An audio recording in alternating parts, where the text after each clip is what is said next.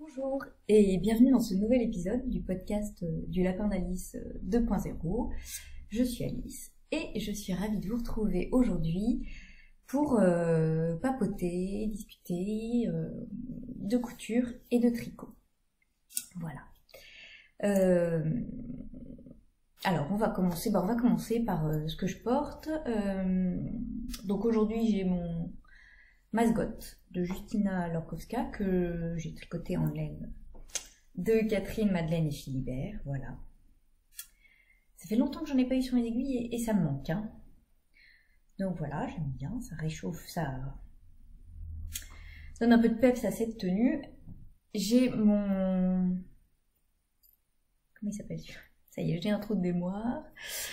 Un t-shirt que j'aime beaucoup, le t-shirt Jasmin, voilà, de Cozy Little Words, qui est assez simple devant, mais qui a un dos froncé, que j'aime beaucoup et que je compte me refaire.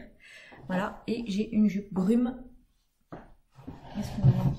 de Direndo, voilà, que j'aime aussi énormément. C'est vraiment une jupe que je trouve à la fois saillante, élégante, confortable, enfin, voilà, j'adore ce modèle, j'en ai 4, 5. Ah, j'en ai donné 2 là cet été, j'avais cousu, qui avait mal vieilli, enfin je les ai donné aux vêtements à Emmaüs, parce que le tissu avait un petit peu rétréci, donc un petit peu trop petite pour moi. Mais voilà, je l'aime beaucoup, et vraiment à chaque fois que je la mets, je me dis mais pourquoi j'en fais pas d'autres, quoi, encore. Bon.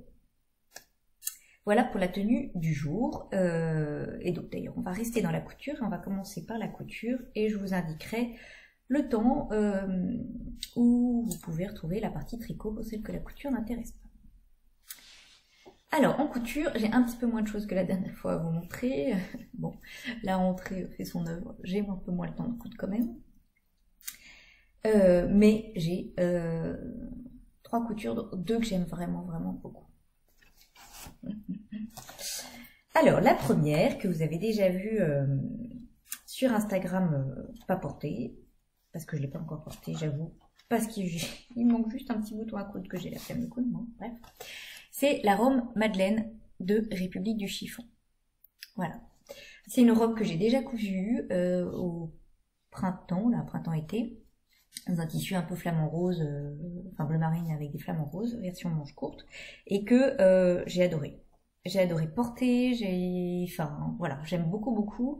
Je trouve que c'est pareil en fait, je trouve qu'elle est confortable, elle est jolie, elle est élégante, enfin voilà, enfin vraiment je l'aime beaucoup. Et donc j'avais envie de la refaire en version manche longue. Voilà. Donc c'était l'occasion et en plus je me disais qu'elle irait très bien avec cette sublime viscose Atelier Brunette que les filles sans bobine m'ont offerte. Donc les filles sans bobine, c'est la fameuse boutique à Neuville de Poitou. Je sais toujours pas si c'est ça, c'est mal. Qui ont aussi une boutique en ligne, voilà, avec plein de jolis tissus. Voilà, moi j'ai craqué sur les tissus Atelier Brunette et puis sur un tissu avec des grues là, je crois que je vous l'ai montré, avec lequel je ferai en tout cas sur Instagram c'est sûr, je ferai un sac à projet qui brille, voilà. Donc là j'ai jeté mon dévolu sur cette viscose en me disant vraiment elle ira très bien avec la robe Madeleine, j'avais vraiment ça en tête. Parce qu'elle est fluide et je pense que c'est vraiment une robe qui a besoin de ça, qui a besoin de fluidité, parce qu'il y a beaucoup de fronces, voilà, donc ça reste plus joli quand il y a un peu de fluidité. Donc rien à dire par rapport à ma première version, hein, j'ai fait la même, elle tombait bien, j'ai fait pareil, donc en taille 38 j'ai juste allongé les manches, voilà, donc on la coud, on commence par coudre, vous voyez qu'on a des demi devant là, qui sont en triangle, on vient coudre par les épaules, et auquel après on vient poser une parmenture, voilà, qui va jusque là. Là c'est le demi devant, la parmenture d'eau et l'autre demi devant. Donc cette parmenture, République du chiffon préconise d'en entoiler un côté et dans ce cas précis, enfin comme souvent finalement, elle préconise d'entoiler le côté extérieur. Et je vous avais déjà dit que moi, c'est quelque chose que j'aimais pas faire parce que j'ai peur que l'entoilage sur l'extérieur se décolle, se voit, fasse un effet finalement cartonné par rapport au reste du tissu qui est fluide. Donc j'ai fait comme d'habitude, j'ai fait ma tête de brique et j'ai entoilé l'intérieur. Ensuite on vient coudre endroit contre endroit sur l'extérieur. On fait un rabat d'1 centimètre à l'intérieur et on vient normalement surpiquer sur l'extérieur de façon à maintenir la parenture à l'intérieur. Donc moi j'ai fait ça, mais du coup je surpiquais pour que ça soit joli sur l'extérieur, je surpiquais avec la partie extérieure face à moi, partie qui n'était pas entoilée. Et comme vous le voyez, cette partie-là, elle est en biais. Enfin, complètement en biais, puisqu'on est là. Hein. Donc, même en épinglant, alors j'aurais peut-être dû bâtir, mais voilà, même en épinglant, en faisant attention, etc., ma parenture a eu tendance à se vriller, quoi. Ce qui n'était pas joli, enfin, je voulais vraiment, c'est un magnifique tissu, c'est une robe que j'aime beaucoup, je voulais vraiment qu'elle soit réussie, quoi.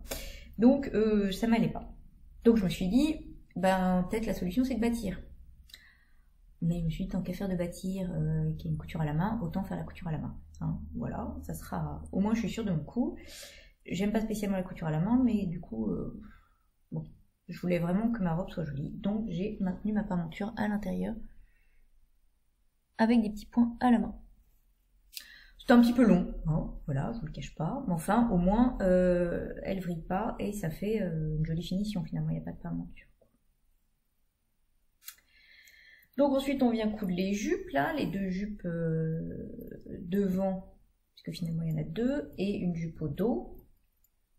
Et on vient les froncer, préparer les fronces. Et on voit qu'au dos, elle est très très foncée. Hop, si je vous montre ça. Oui, au dos c'est très très foncé. Alors que ça l'est beaucoup moins sur le devant. Voilà. Donc moi ça m'allait bien que ce soit très très foncé au dos, puisqu'au dos on n'a qu'une seule épaisseur. Voilà, mais comme elle est très foncée, ça fait beaucoup d'épaisseur au contraire, et ça évite le côté transparent, parce que le tissu il est un peu transparent. Vous voyez, le tissu est un peu transparent. Donc là, comme il y a toutes les épaisseurs de fronce, ça évite le côté transparent. Et devant, comme il y a les deux épaisseurs des deux pans de tissu, là un pan hop, et un autre pan en dessous, et c'est pas transparent non plus. Donc ça, c'était bien. Et ensuite, on vient relier le tout par la ceinture. Donc en haut, on prend la ceinture, les devants en sandwich sur les ceintures, et en bas, c'est pareil, on fait un rentré à l'intérieur et on doit venir surpiquer sur l'extérieur. Et là du coup, comme j'avais pas surpiqué à la parenture devant, je me suis dit là ça serait un peu bête s'il y avait une surpiqûre apparente, donc j'ai fait aussi à la main. Allez, j'étais plus à ça près. Voilà, un petit point à la main sur l'intérieur aussi. Ce qui fait que j'ai pas de surpiqûre apparente sur cette robe. Voilà, finalement ça fait des jolies finitions quand même, hein. Voilà. On a la flemme, mais c'est chouette quoi. Voilà. Donc ensuite on fait des manches montées toutes simples, hein, avec un ourlet double rentrée tout simple, et en bas pareil. J'ai pas de modifier la longueur, j'ai fait l'ourlet qu'elle préconise, je trouve que ça tombe très très bien. Pourtant c'est pour une stature d'1m65 et je n'en fais que 1m61. J'ai rétréci d'1 centimètre. Mais bon, voilà, je trouve qu'elle tombe très bien comme ça. Voilà, la seule chose que je n'ai pas faite encore, c'est ce que je vous disais, c'est que je n'ai pas encore cousu la petite pression devant. Parce que quand on bouge, ça a quand même tendance à s'ouvrir. Quand on bouge pas, et le cache-cœur, je vais vous l'essayer, tombe très très bien. Mais dès qu'on fait des mouvements, voilà, ça peut être amené à s'ouvrir. Et voilà, je tiens à ne pas toujours tout montrer. Voire jamais d'ailleurs. Bref, donc du coup, il faut que je couse cette pression. Il faut que je prenne mon courage à deux mains. Après toutes les coutures à la main que j'ai faites, je peux bien coudre un bouton pression à la main. Mais bon, voilà. Donc faut aimer les fronces, hein. Faut aimer faire des fronces, ce que je n'aime pas. Et vous verrez qu'après j'en ai encore fait, parce que j'aime bien me faire de mal. Voilà, et la difficulté, je dirais, enfin non mais bon, moi ce qui m'a pris le plus de temps presque, c'est de bien positionner les boutonnières. Voilà, je m'y suis surpris à 3 fois, parce qu'une première fois je les avais... j'avais trop croisé un pan, enfin bon voilà. C'est-à-dire qu'il faut le faire à un moment où on n'est pas dérangé 20 fois. Voilà. Donc au final, j'ai positionné mes boutonnières, vous voyez à peu près, là il y a ma couture de côté, 5 cm à peu près, 4 cm et demi je crois, de la couture de côté. Et du coup, ben là ça fait à peu près pareil en positionnant le bouton de façon symétrique. Voilà. Donc c'est tout pour ce modèle. Le tissu, donc très fluide, mais il y a des tissus fluides plus difficiles à coudre, j'ai trouvé. Il a quand même plus de tenue que certaines viscoses, vraiment, enfin la tenue c'est un bien gros mot, mais moins difficile à coudre que certaines viscoses. Par contre il s'effiloche pas mal, donc voilà, faut faire attention à ça. Moi j'ai bien surfilé toutes les coutures, même qui étaient cachées, parce que je trouvais qu'il s'effilochait beaucoup et j'avais peur que dans la durée après ça tienne pas. Et voilà, en utilisant une bonne aiguille adaptée, il n'y a pas de, j'ai pas eu de souci de fil tiré ou quoi. Voilà. Donc un très très beau tissu. J'aime beaucoup le rendu et tout. Elle est un petit peu froissée parce que elle était sur ma table de couture là depuis que je l'ai fini, puisque elle attend donc son bouton pression, donc elle n'est pas rangée encore. Et le chat qui a sans doute trouvé que le tissu était tout doux, est venu s'allonger dessus. Voilà. Donc le chat valide la douceur du tissu. Non, vraiment c'est un magnifique tissu, ça me donne très très envie de craquer sur les nouvelles viscoses d'Atelier Bonnette là. Voilà, j'aime vraiment beaucoup leur tissu. Donc merci encore les filles sans bobine. Voilà. Et je vous la passe tout de suite pour vous montrer ce que ça donne portée. Hop, à tout de suite. Alors, voilà, donc vous voyez que quand on bouge pas, le croisement tombe très très bien. Voilà, je trouve c'est vraiment très joli, pile au bon endroit, et on a l'impression que ça va pas bouger. Voilà. Néanmoins, si on se penche, si on bouge, si j'écarte les bras, enfin voilà, je vais quand même mettre une pression pour être tranquille. Hein, voilà. Donc sinon, je trouve que la taille tombe très bien. Vous voyez, je ne suis pas serrée à la taille, la longueur est bonne. Et c'est pas transparent. Voilà, grâce aux 2 épaisseurs de vent. Hein. Voyez, et puis derrière grâce à toutes ces fronces. Donc voilà, je l'aime vraiment beaucoup. Et ce tissu, je me rapproche un peu parce que certains ont du mal à m'entendre apparemment. Donc ce tissu est vraiment hyper léger, hyper agréable à porter. Enfin, voilà, je suis vraiment très très fan. Voilà. Donc voilà pour cette robe, la robe Madeleine de République du Chiffon. Et franchement, c'est un patron que j'aime beaucoup. Je m'en referai peut-être encore. Voilà, parce que vraiment je l'aime beaucoup. Et je trouve que voilà, c'est pareil, elle est hyper agréable à porter et jolie, féminine, enfin voilà. Donc je suis conquise, c'est une super cousette et conquise par les tissus Atelier Bonnette comme pour la suite. Donc oui, la suite c'est encore avec un tissu Atelier Bonnette. Là c'est une double gaze que j'ai acheté aussi au Office en bobine. En 2 fois. Donc, en fait l'histoire c'est que j'en avais acheté 1 mètre au Trail Tricot en juin pour me faire une jupe courte. Et puis bah, j'ai pas eu le temps d'avoir les vacances l'été là. Et à la rentrée, et ben, j'ai eu envie d'une jupe midi. Voilà, c'est la folie des jupes midi. Enfin c'est la folie. J'en ai vu plusieurs. Moi, je m'en suis acheté une, et oui. Euh, Cet été. Et j'aime beaucoup. J'ai beaucoup aimé la porter, voilà. Donc, je me suis dit, bah, je vais m'en faire une, hein. Et du coup, j'avais plus assez avec 1 mètre de tissu, donc j'ai demandé au fisson, il vous en resterait pas un petit mètre. Et donc, elle m'envoyait 1 mètre de plus de cette double gaze vers Canard Atelier Brunette. Voilà, qui est très très jolie aussi. Donc, je voulais ma jupe midi, mais je voulais une jupe, j'avais des critères assez précis, qui étaient d'une part, je voulais pas un rectangle, voilà.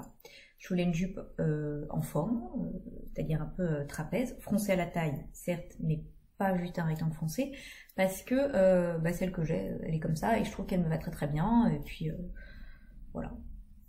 Donc ça me plaisait comme ça. Et en plus, ça permet quand même que la taille soit un peu moins froncée que si c'était un rectangle, puisque forcément si c'est un rectangle, attention on fait un petit peu de maths, la largeur en haut est égale à la largeur en bas, alors que si c'est un trapèze, hein, voilà, un terreau à la fin du cours, bon ok, je m'emballe. Bon bref, donc je voulais donc une jupe en forme de trapèze, quoi. Parce que la double gaze, c'est un tissu quand même relativement épais, donc je voulais des fronces, mais pas trop de fronces. Je voulais également qu'il y ait des boutons. Voilà, je trouvais que ça ajoutait un petit truc, le côté bouton, et pas juste deux trapèzes tout simple, hein, voilà. Et voilà, je voulais pas de taille élastiquée, parce que c'est pas quelque chose que j'aime beaucoup, moi, la taille élastiquée, ça a tendance à me serrer la taille, et je n'aime pas être serré la taille. Je trouve que du coup, après, ça fait ressortir mon ventre. Voilà, enfin bref. C'est pas ce que je préfère, les tailles élastiques. Voilà, voilà. Donc j'ai cherché un petit peu partout. On trouve quand même beaucoup de jupes ou de tutos de justement rectangles foncés. Donc voilà. Et on trouve aussi... si, je crois qu'il y a République du Chiffon qui a une jupe... qui m'a l'air d'être en forme, etc. Mais bon, je me suis dit, ça reste un modèle assez simple, c'est quand même peut-être idiot d'acheter un patron. J'ai cherché dans les Burda, j'ai pas trouvé. Non mais incroyable, pourtant j'ai une collection qui remonte 10 ans en arrière à peu près. Mais j'ai fini par trouver quand même quelque chose d'approchant dans le Burda d'octobre 2012. Approchant avec quelques modifs. Alors il est où ce patron ? Bien sûr, j'avais noté la page, voilà. Donc, c'est la jupe 126. Donc, vous voyez qu'elle est en forme de trapèze. Elle est foncée à la taille. Sauf qu'il n'y avait pas les boutons. Mais je me suis dit, ça, c'est pas bien grave. Au lieu de couper ma pièce de devant au pli, comme préconisé, je vais la couper en ajoutant 4 cm au milieu, de façon à pouvoir faire un repli de 3 plus 1 cm pour venir y faire ma patte de boutonnage, quoi. Voilà. Et puis le dos qui est au contraire, là, eux, ils ont une ceinture éclair qui est donc pas coupée au pli. Moi, je vais le couper au pli puisque j'aurai mon ouverture avec les boutons devant. Je n'ai pas besoin d'avoir une ceinture éclair au pli. Donc voilà, j'ai également, bien évidemment, enlevé les poches, hein, voilà. Et je l'ai aussi raccourci parce que c'est pareil, chez Burda ils ont une stature d'1m68 je crois, et donc j'ai enlevé donc moi j'aurais dû enlever 7 cm, j'ai dû en enlever presque 10 parce que elle tombait pas exactement là où je voulais qu'elle tombe. Voilà, donc j'ai enlevé 10 cm et c'est tout. Ouais, c'est tout. Voilà, donc à part ça, très très simple, hein, parce que c'est les triangles. Ah si, ce que j'ai fait aussi, c'est que pour l'ourlet du bas, qui est donc un petit peu arrondi, je voulais pas faire un double rentré, parce que c'est quelque chose, enfin, ou même un simple rentré, mais arrondi, je trouve que c'est quelque chose que j'arrive pas hyper bien à faire, un ourlet arrondi joli. Donc j'ai tracé des parentures de la même forme que le bas de la jupe, ce qui permet de faire des ourlets arrondis plus jolis. Voilà. Donc, la parementure, je suis venue la coudre endroit contre le bas de ma jupe, la sous-piquer comme d'habitude, comme je fais toujours. Je l'ai surfilé de l'autre côté parce que je voulais pas faire un double rentrée pour pas rajouter d'épaisseur en bas, et puis je suis venue juste la surpiquer, voilà. Donc ça me permet de me faire un bel ourlet, et avec une jolie finition dans le coin, puisque j'ai fait d'abord, voilà. Et là j'ai pas fait du coup ma parementure. Alors, on va reprendre dans le sens. Ma parementure du bas, elle ne va pas jusqu'au bout là. Je l'ai fait s'arrêter ici, de façon à pas faire là l'épaisseur de la parementure et les 2 épaisseurs de la patte de boutonnage. Ça aurait fait un petit peu beaucoup quoi. Voilà. Donc là ma parementure elle s'arrête juste là. Donc ici j'ai que les 2 épaisseurs de la patte de boutonnage. Voilà. Ah non, elle s'arrête là, pardon, de façon à pouvoir arrêter le bas de la jupe. Mais bon, il n'y a qu'une seule épaisseur de parementure et pas 2 repliés, quoi. Voilà. Je sais pas si c'était très clair du coup. Donc, je vous le disais, ce sont 2 trapèzes. Un premier pour la jupe du dos. Enfin, 3 du coup, parce qu'il y en a aussi. Il y en a 2 pour les demi-devants. Donc, on coud sur le côté. On vient faire la patte de boutonnage, donc en...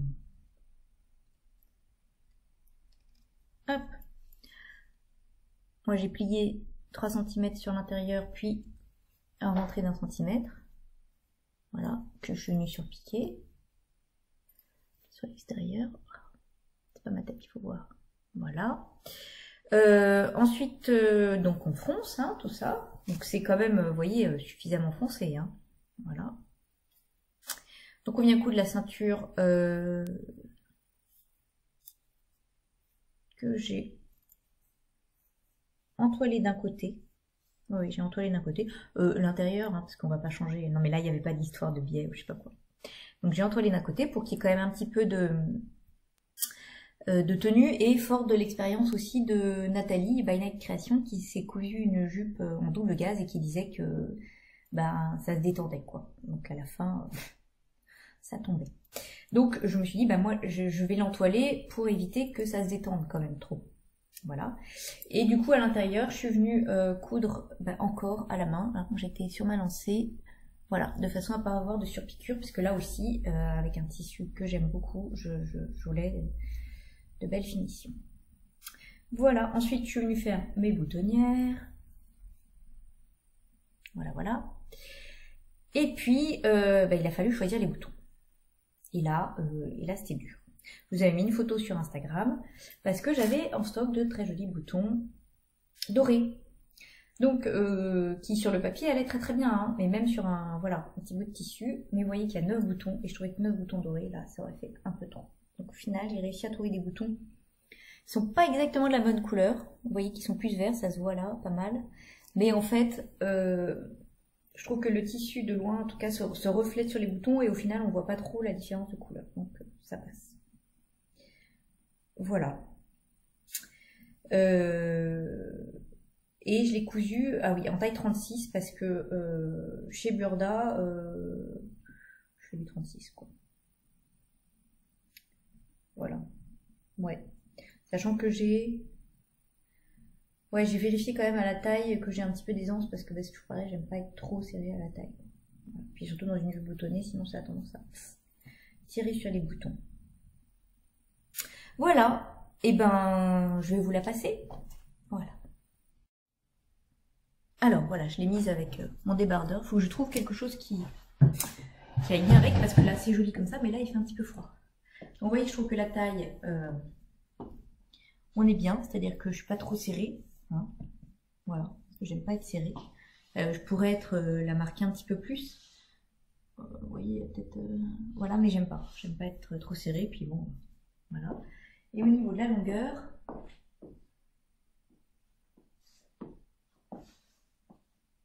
Voilà, on est juste en dessous du genou. Hop. Donc elle a une jolie ampleur, enfin... Voilà, j'aime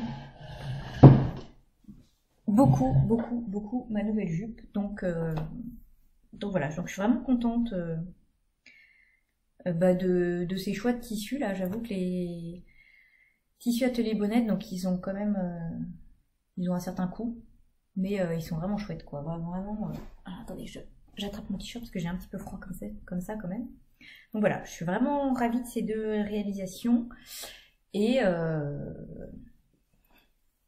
voilà, vraiment ça me donne envie de craquer sur la nouvelle collection. Enfin, on verra. Quoi dire d'autre? Oui, il faut que je trouve quelque chose pour aller avec, à cette petite jupe. Hein. Un petit pull, là, je vois bien un petit pull en mohair. Bon. Est-ce que j'avais quelque chose à dire, il me semble, mais je ne sais plus. Ah oui, si, j'ai oublié de vous dire, juste pour la... Donc là, j'ai pris 2 mètres pour la jupe, mais en fait, j'aurais besoin d'un petit peu moins. Puisque j'ai pas 2 mètres de hauteur, en fait, il faut 2 hauteurs. La jupe, elle fait 75 plus la ceinture, plus les paremontures. Je pense qu'avec 1 mètre... Allez, 1m70, 1m80, ça suffisait. Voilà. C'est sûr, donc ça fait beaucoup. C'est vrai, mais après, on pourrait aussi faire une jupe avec un peu moins d'ampleur. Et pour la robe Madeleine, c'était en fait surtout ça qui était intéressant, c'est que moi j'avais 2 mètres de tissu, elle préconise 2m40, et 2 mètres en taille 38, ça suffit. Moi, j'ai même pas fait spécialement de Tetris, c'est rentré dedans sans problème, quoi. Voilà. J'ai pas suivi le plan de coupe parce que je le suis jamais, enfin je pose les pièces comme je le... en essayant d'optimiser au max, mais je regarde, c'est rare que je regarde les planches de découpe quoi. Donc mes 2 mètres, j'ai aucun souci avec la version manche longue en 38. Voilà. Donc voilà pour ces 2 cousettes. La troisième, c'est plein de tissu Atelier Bonnette et vous allez voir que j'aime beaucoup le tissu mais il est fragile. Voilà. Donc la troisième cousette, je vous en avais parlé. Pardon, le sac. Je vous avais dit que je voulais la faire, c'est la blouse en vol d'Atelier Scanit.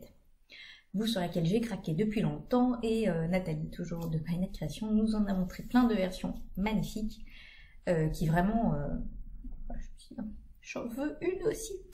Et je vous avais dit, enfin j'avais même essayé de partir d'un patron Burda qui ressemblait beaucoup pour faire la même, qui était pas mal, hein, mais il n'y avait pas cette jolie patte de boutonnage qui partait un petit peu en V, que j'aurais pu retravailler, certes, mais bon, voilà, j'ai eu envie d'acheter le patron.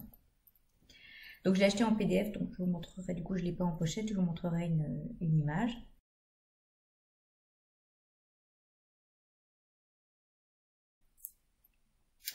Voilà. Donc, c'est une blouse qui a des fronces un peu partout, qui est très foncée.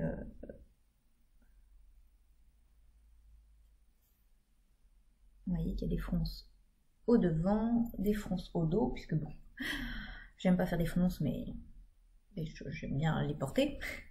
Voilà. Et sinon, qui est toute simple, et vous voyez ce qui est aussi joli, outre les petites fronces, c'est cette encolure qui part un petit peu comme ça en V. Voilà. Avec un joli petit col Mao, tout petit, des manches montées qui se finissent en bas à nouveau par un bracelet de manches et de manches un petit peu foncées. Voilà, un ourlet simple en bas. Et c'est tout. Voilà. L'empiècement est doublé. Donc on vient le faire avec cette fameuse technique du burrito, ce qui permet d'avoir aucune couture apparente à l'intérieur comme à l'extérieur. Voilà.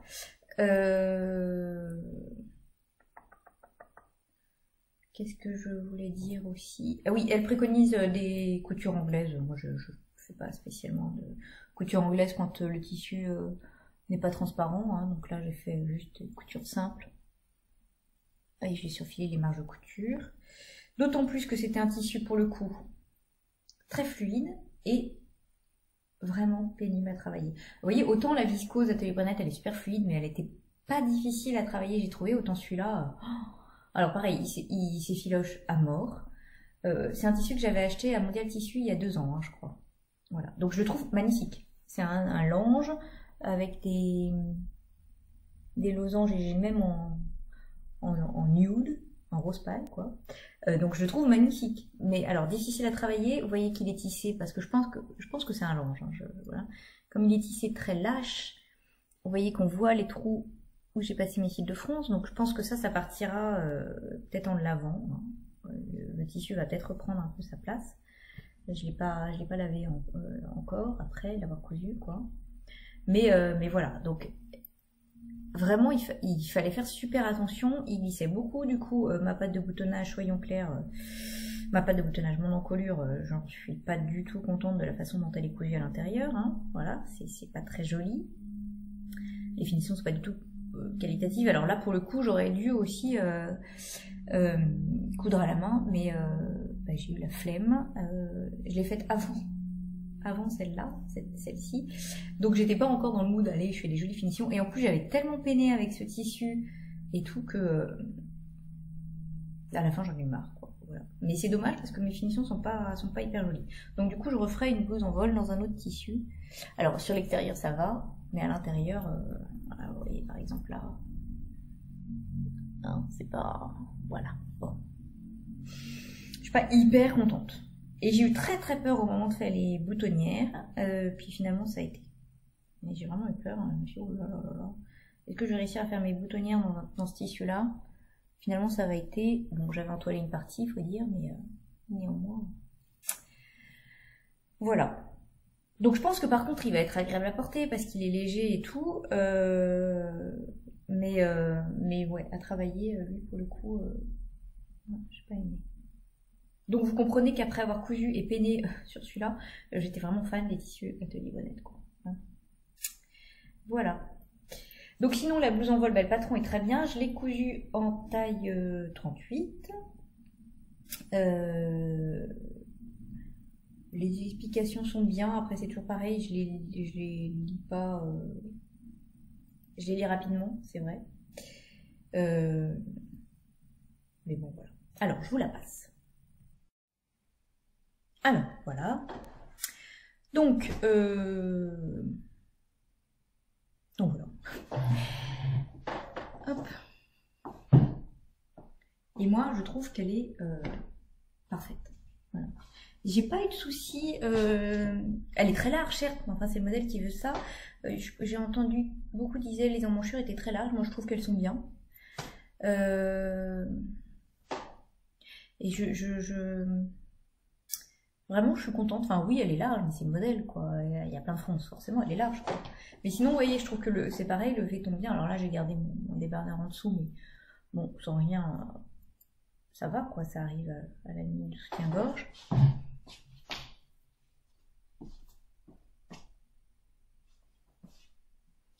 Voilà, donc oui, non, je l'aime beaucoup et vraiment j'ai envie de m'en refaire.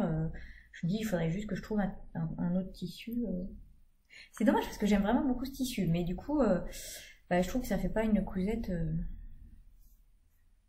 nickel, quoi. Donc ça m'embête un peu. Là aussi, elle manquerait d'un peu de repassage. Hein. Voilà, aujourd'hui, on va dire que c'est pas la fête du repassage. Donc voilà. Mais sinon, rien à dire sur le modèle. Moi, j'aime beaucoup et c'est vraiment aussi le genre de truc que j'aime porter. Donc je la referai. Je la referai, quoi. C'est sûr. Voilà. Donc peut-être bientôt. Je ne sais pas. J'ai pas du tout d'idée encore sur les prochaines cousettes. Voilà, parce qu'en ce moment, je couds un petit peu moins. Donc du coup, là pour l'instant, j'ai pas de plan fixé. On verra. Voilà. J'attends aussi un petit peu les nouvelles collections.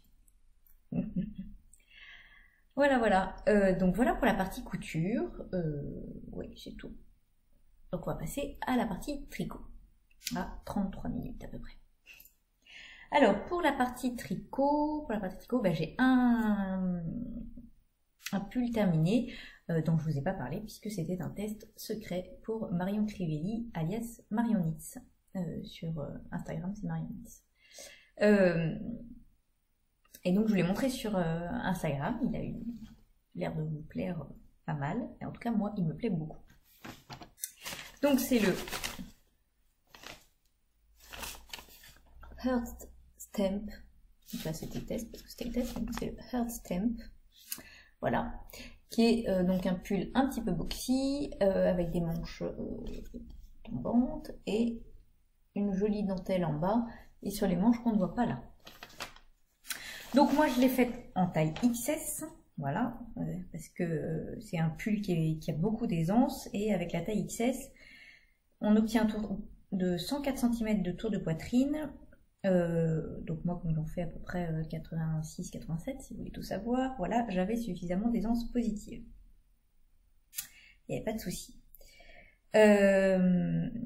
Donc je l'ai fait en taille XS et je l'ai tricoté moi en aiguille 3,25 puisque l'échantillon est de 25 mailles et 30 rangs pour 10 cm. Je l'ai tricoté en, et je me aperçois que j'ai pas l'étiquette de la laine, ce qui est dommage, donc je vais la chercher. Alors, donc je l'ai tricoté en capucine de graines de laine. Alors pas dans ces coloris là, mais j'ai tellement aimé la laine que j'en ai racheté. Donc la capucine de graines de laine, c'est une laine 55% BFL et 45% de soie. Et ce sont des gros écheveaux comme ça, de 150 grammes, donc 600 mètres. Donc c'est pas mal, on n'a besoin que de 2 écheveaux pour faire le pull. Alors il n'y a pas de nom de coloris puisque c'est graines de laine, froufrou et capucine qui maintenant donnent plus de nom de coloris et c'est à nous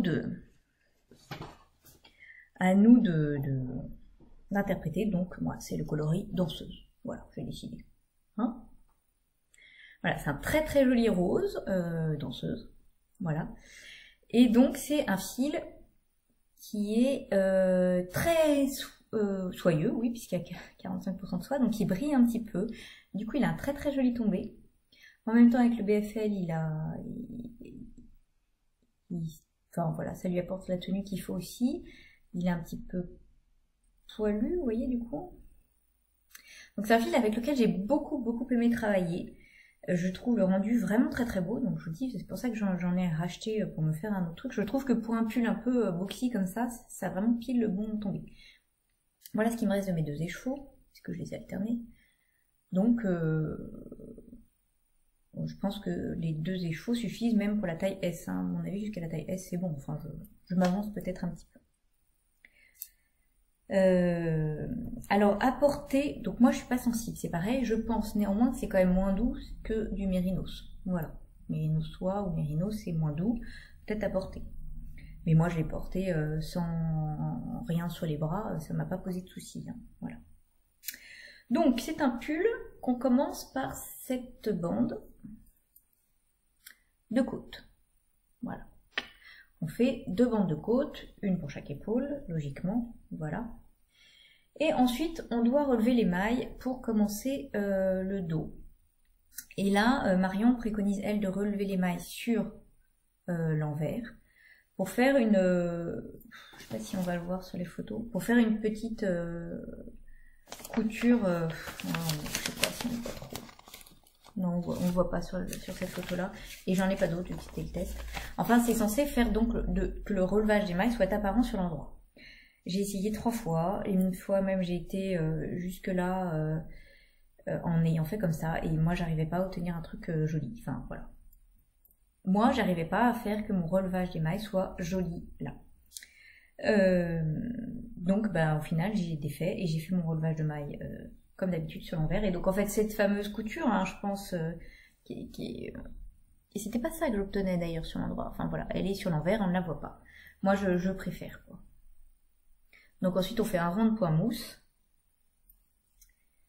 Hop, et puis on lève les mailles pour leur couleur d'eau. On fait pareil de l'autre côté, on récupère et puis on tricote un petit peu. Hop, jusqu'à la hauteur de l'emmanchure. On fait pareil de l'autre côté en faisant des augmentations pour l'encolure. Voilà. À un moment, on relève suffisamment de mailles. Et arrivé à la hauteur de l'emmanchure, on vient récupérer tout le monde et on tricote en rond une longue barre de jersey. Mais moi, c'était les vacances, alors ça m'allait très bien. Voilà. Et ensuite, on a ce joli point de dentelle, donc qui sont des cœurs. Voilà, donc c'est des jeux de trou-trou, de maille torse, voilà. Donc assez sympa.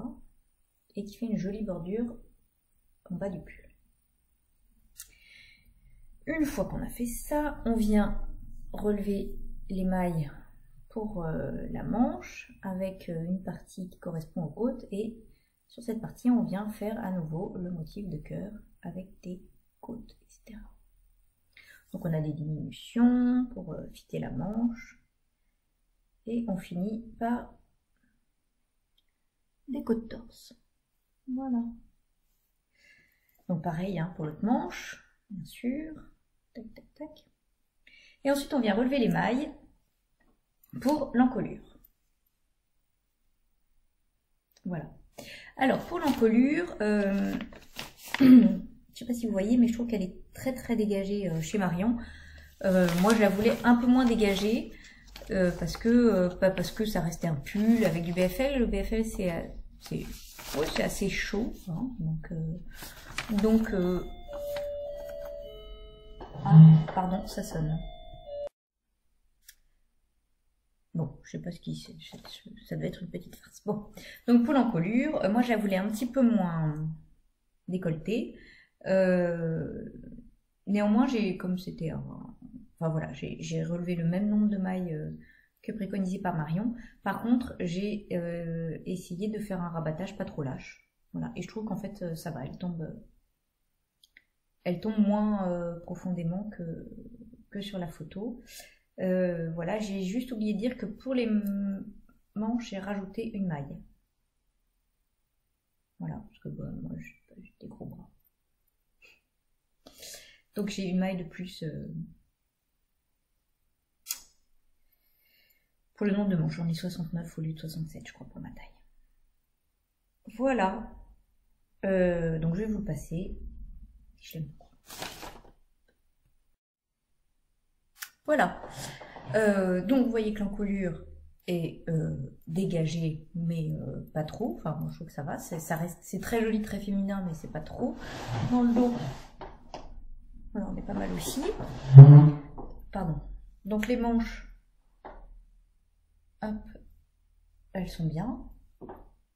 Voilà. Et voilà, donc vous voyez qu'il a un petit peu d'ampleur, mais c'est pas non plus... c'est moins que le boquille, hein. Voilà. Et j'aime beaucoup. Donc, ouais. Vous voyez, le fil est vraiment très, très souple, très fluide. Je trouve que le rendu est vraiment super joli. Donc je suis vraiment, vraiment fan de ce modèle. J'aime beaucoup la couleur, en fait. C'est... Ouais. Je crois que j'avais un pull rose, mais qui est pas du tout pareil. Il est rose mais pas pareil. Et je suis bien contente et je suis sûre que je vais vachement le porter.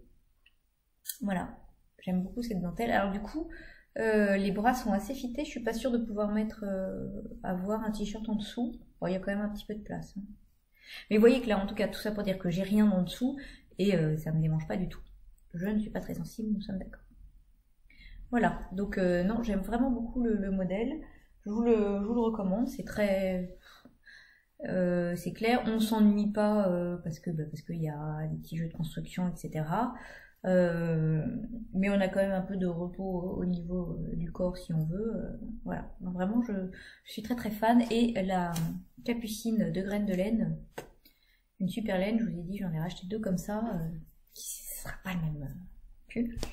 Voilà, je ferai pas forcément le même modèle, hein, je pense même pas, voilà, parce que ça serait un peu 2 modèles 2 fois pareil, mais je ferai un modèle qui a besoin aussi d'un joli tombé parce que je trouve vraiment que c'est un très très joli tombé. Donc voilà pour mon projet fini que j'aime beaucoup, beaucoup. Alors dans les encours, hop, pardon, je vais vous parler de mon gilet comptoir de Cécile que font mes mains. Coucou Cécile. Voilà, gilet comptoir qui avance, que j'ai hâte d'avoir fini, même que... Donc qui a un corps fini. Ouhou. Voilà. Donc là, on voit bien, regardez par transparence tous ces jolis petits trous. C'est trop mignon. Voilà, donc j'ai commencé une manche dont je suis contente parce qu'elles vont pas être... Vous savez que j'aime bien pouvoir mettre un gilet, une chemise en dessous, et ça sera le cas là. Voilà, donc je vais me dépêcher de le finir parce que j'ai peur de manquer de laine. Il me reste ça, je sais pas si vous avez remarqué, et une autre pelote. Et il me reste 2/3 de la première manche, l'autre manche, plus les bordures. Donc j'ai peur qu'elle mange un petit peu vu que c'est en vague. On verra. On verra. Donc c'est pour ça que j'ai envie de me dépêcher de le finir. Donc moi je tricote en aiguille 3 avec donc de l'alpaga de Plassard. Voilà, une laine que j'aime bien. Qui c'est pareil, me gratte pas. Bon. Voilà, donc le corps est fini. Et après, ben, je vous dis, voilà, faut faire les manches et tout. Donc, j'espère pouvoir vous montrer fini la prochaine fois. Parce que je pense que ça, je vais adorer le porter. Il va aller avec plein de trucs, ça va être parfait. Voilà, bon, rien de, je vous en parlerai plus quand j'aurai fini. Voilà. Ensuite, en projet en cours que je peux vous montrer, mais bon, pour l'instant, il est un peu avancé depuis la dernière fois, mais là, je l'ai un peu laissé de côté. C'est mon Starburst de Stéphane West.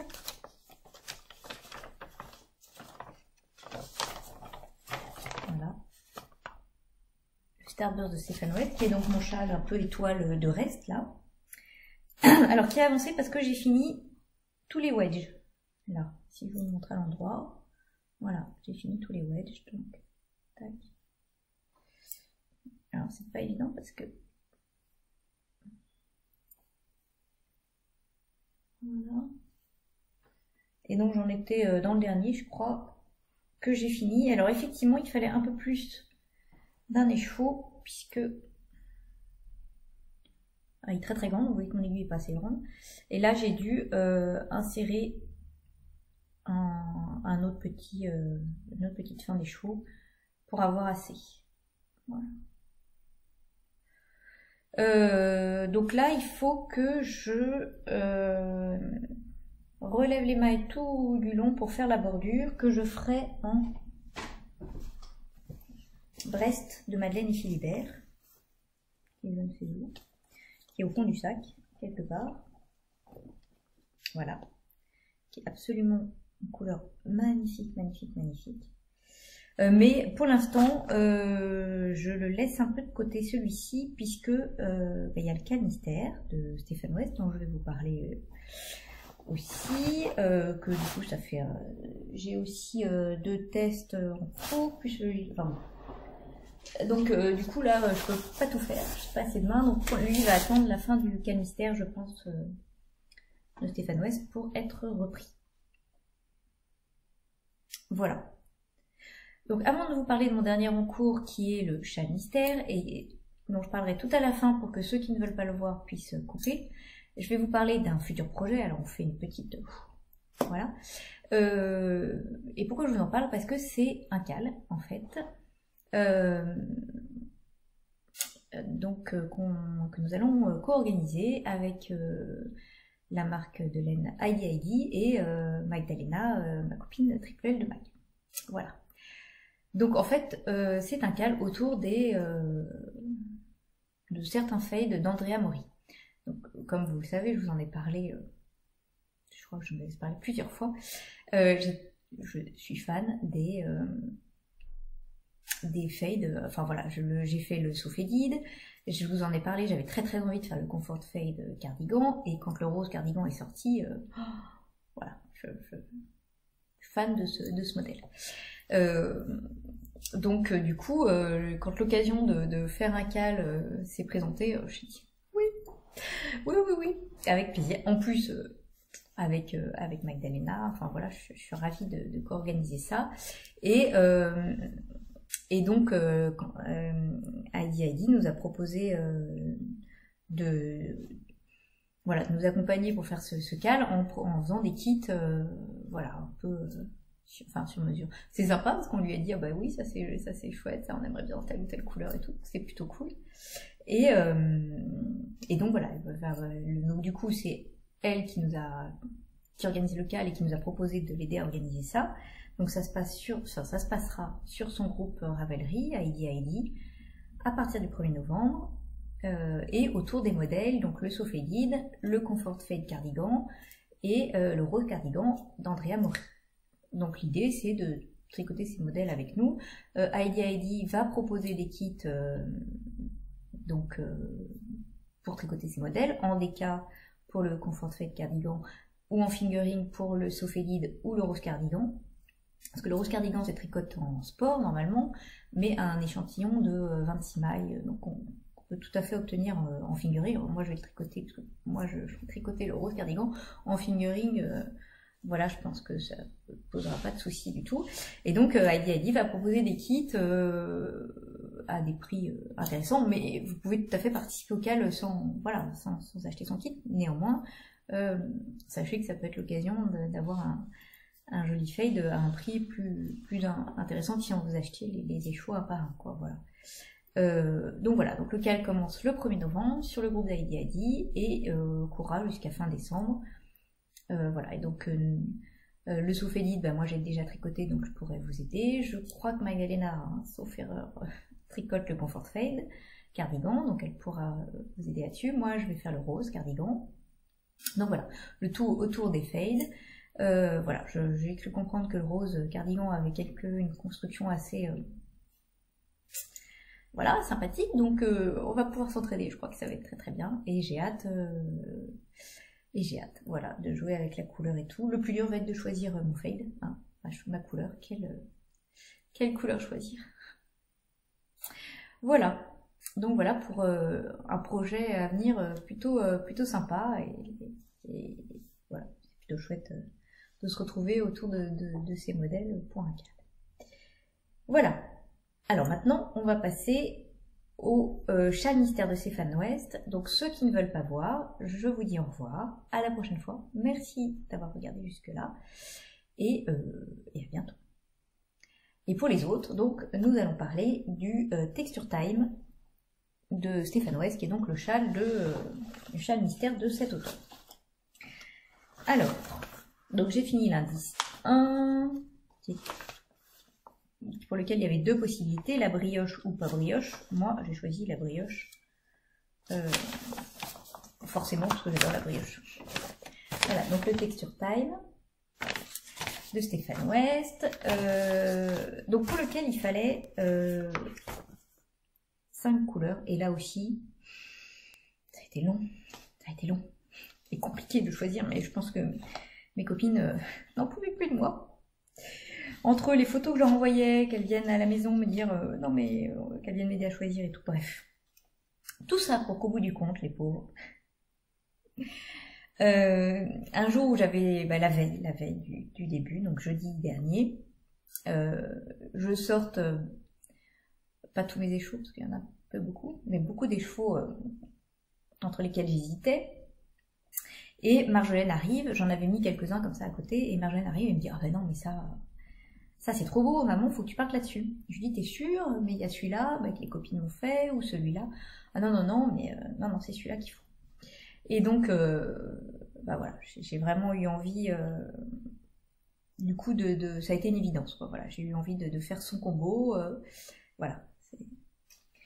Donc, du coup, elle m'a choisi, enfin bon, ces couleurs-là, pour les couleurs classiques, on va dire. Et moi, il faut qu'en plus, j'avais acheté un peu exprès pour, sauf que après j'hésitais avec plein d'autres couleurs, cette laine là qui est de la Water de Woolladix de Langards, qui est leur nouvelle gamme de laine, donc qui est un très joli fil, vraiment doux, qui correspondait pas mal à celle qui est préconisée par Stéphane, qui est la King Fiber, comment elle s'appelle, la souris, qui est donc un mélange avec de l'alpaga. Et là, on était pas mal, parce que c'est 100% alpaga. Alors, je sais pas si la souris est 100% alpaga, mais celle-là, c'est 100% alpaga. Elle est bien poilue comme il faut. Elle est assez... Elle est un petit peu plus grosse que la Suri, mais bon, on est sur 140 grammes au 50 mètres, donc ça correspond à peu près. Et du coup, bah, voilà, ça fait un combo. Hop, comme ça. Donc, alors c'est vrai que celle-là ressort pas mal et aurait pu être ma couleur principale, mais en fait, je suis vraiment fan de celle-ci, qui est la Hedgehog. Coloris, c'est leur nouveau coloris, c'est Gobelin. Donc c'est de la Hedgehog Fiber Sock coloris Gobelin. Et vous voyez, on voit bien là, il y a des speckles magnifiques, dont voilà, là, pile vous l'avez, qui est exactement la même couleur. Enfin, ouais, peut-être pas exactement, mais bon, qui va vraiment bien avec celle-ci. Donc voilà, je voulais vraiment que ces deux-là jouent ensemble bien, donc couleur principale et CC4, donc la mohair. Voilà. Du coup, pour les autres, en plus, voilà, Marjolaine m'avait dit, c'est ça, c'est comme ça, quoi. Donc j'ai suivi Marjolaine. Pour les autres, dans l'ordre, j'ai choisi celle-là parce qu'on retrouve bien les turquoises. Ensuite, j'ai choisi celle-ci parce que là, on retrouve le fluo. Et ensuite, et puis un peu de gris et machin. Et ensuite celle-là parce que là, on trouve carrément le fluo, le noir. Voilà. Donc ça, c'est la Hedgehog aussi, mais c'est de la Twist. Voilà, c'est la Hedgehog Twist Sock. Et c'est coloris, lui, si ferme. Et les deux derniers, c'est des Yarn Stories que j'avais acheté il y a quelques temps en plus, donc j'étais contente de les utiliser. Donc Yarn Stories, donc c'est allemand en plus. Et il y en a une, alors je sais plus laquelle est laquelle, bien sûr. Ah si, ça doit être Lala Lemon. Et l'autre, j'arrive pas à lire ce qu'elle a écrit, Palarlicht. Ou alors c'est l'inverse. Il y en a une où il y a de la soie. Ouais, ça doit être... Bon, il y en a une où c'est de la single et pas l'autre déjà. Donc ça va m'aider. Donc ça, c'est les... Non, j'y arrive pas. Ça, c'est de la single, voilà. Et donc c'est ça, la Lemon. Et l'autre, c'est Palarlicht. Donc c'est ce que je vous avais dit. Voilà, qui n'est pas la single, elle. Donc elles sont très agréables aussi à tricoter. Voilà.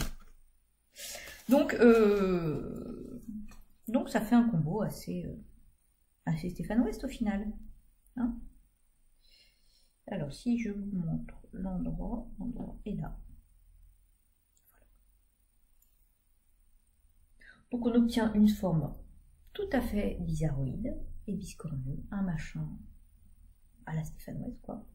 Donc on doit laisser, on commence par le bas, hein, on fait en fait à chaque fois un rang de couleur principale, enfin 2 rangs de couleur principale, 2 rangs de rayures, on change à chaque fois, et on laisse les fils des couleurs contrastantes pendre. On fera quelque chose avec après.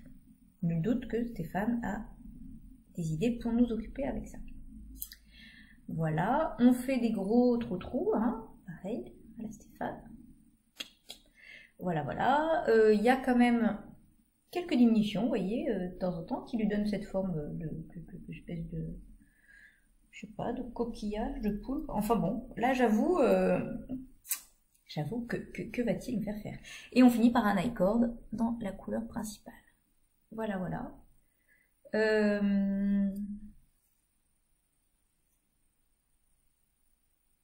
Bon. Bah écoutez, ça va être... J'avoue que là, je me demande comment il va continuer. Voilà, donc c'est toujours rigolo quand même à tricoter ces chats mystères. Moi, c'est vraiment, j'aime beaucoup. Voilà, j'aime beaucoup cet univers complètement fou. Voilà, il y a des franges qui pendent, des couleurs partout, des mélanges de textures, de matières, ce qui fait que entre vos doigts, il y a un fil pluchu, poilu, il y a un fil qui a un petit peu de soie, et puis voilà, enfin bon, voilà, moi j'aime beaucoup, c'est vraiment une aventure sympa. Alors oui, on ne sait pas ce que ça va donner, bon. Mais moi je sais que je porterai quand même. Voilà, je porterai quoi qu'il arrive parce qu'en fait je les porte tous, mes châles. Voilà. Un petit peu de couleur, un petit peu de peps, et puis voilà. Moi franchement ça m'amuse. Ça m'amuse à tricoter, quoi. Et ça peut aller pas mal, hein. Regardez. Vous voyez? Non. Il va aller avec tout. Couleur facile à porter. Donc voilà, je suis ravie. Et je dois dire que j'aime beaucoup la Water. Elle est vraiment, enfin moi je trouve qu'elle est vraiment douce. Elle apporte un bon mouflon et tout. Donc je suis contente d'avoir choisi une laine finalement un peu épaisse comme il préconise. Je trouve que ça fait sympa aussi au niveau texture, justement. Et là, il vient de sortir un nouveau châle, pareil en brioche et tout, où c'est de la surie aussi au dos. Donc j'ai bien envie d'aller regarder les coloris qu'il y a pour me faire ce châle. Voilà, mais bon. Ouais, faut être raisonnable, pas tout de suite. Voilà, donc voilà pour ce dernier projet en cours. On est mercredi matin, j'ai hâte d'être à vendredi pour avoir la suite, voir où il va nous emmener. Voilà. Donc, et ben donc voilà, c'est fini pour aujourd'hui. Je vous remercie beaucoup de m'avoir écouté jusque-là. Je vous remercie pour toujours vos gentils messages et tout. Je vais essayer de monter le son. Parce que certaines m'ont dit qu'elles entendaient mal, alors bon, je vais essayer de monter le son, j'espère que ça ira mieux. Et puis d'ici la prochaine fois, bonne couture, bon tricot et à bientôt. Au revoir. C'est très curieux, ce lapin est en retard pour quoi faire? Hé, monsieur! En retard, j'ai rendez-vous quelque part, je n'ai pas le temps.